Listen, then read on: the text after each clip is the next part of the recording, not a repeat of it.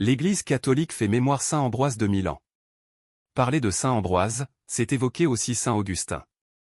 Ambroise naquit à Trèves, en Rhénanie, son père était préfet du prétoire. Romain par sa famille et sa culture, Ambroise vient poursuivre à Rome des études juridiques très brillantes. Encore tout jeune, il est nommé consul à Milan.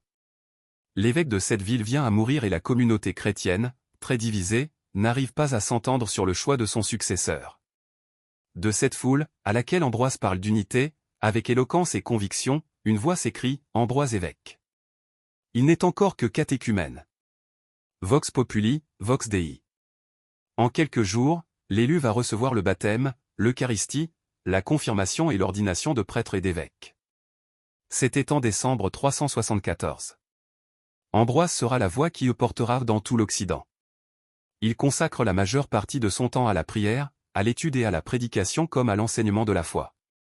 Son œuvre écrite est considérable, il a mis en valeur l'intelligence de la foi dans la formation spirituelle des chrétiens.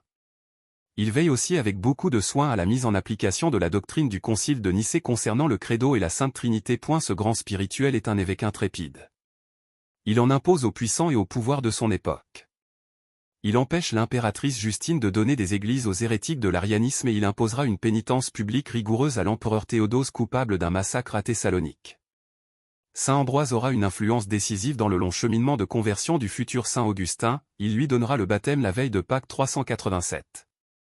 Pour consolider la vie chrétienne de son immense diocèse, Ambroise sera en même temps le catéchiste permanent de son peuple et le liturgiste animateur de célébration.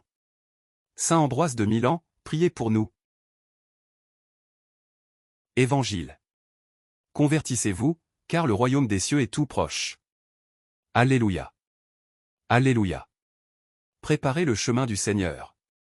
Rendez droit ses sentiers. Tout être vivant verra le salut de Dieu. Alléluia. Évangile de Jésus-Christ selon saint Matthieu.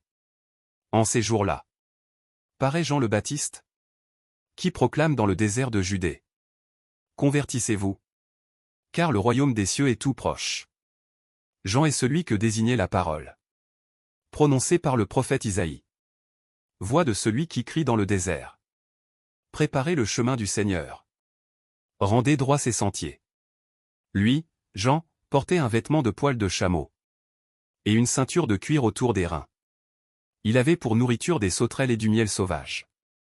Alors Jérusalem, toute la Judée et toute la région du Jourdain se rendaient auprès de lui. Et ils étaient baptisés par lui dans le Jourdain, en reconnaissant leurs péchés. Voyant beaucoup de pharisiens et de sadducéens se présenter à son baptême, il leur dit : Engeance de vipères, qui vous a appris à fuir la colère qui vient?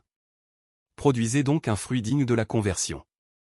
N'allez pas dire en vous-même : Nous avons Abraham pour père. Car, je vous le dis, des pierres que voici, Dieu peut faire surgir des enfants à Abraham. Déjà la cognée se trouve à la racine des arbres. Tout arbre qui ne produit pas de bons fruits va être coupé et jeté au feu.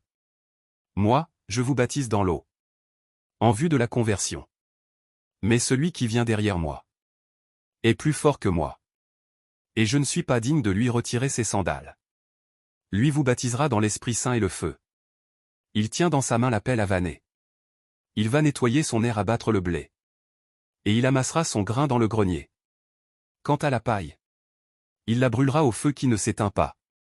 Acclamons la parole de Dieu. Louange à toi Seigneur Jésus.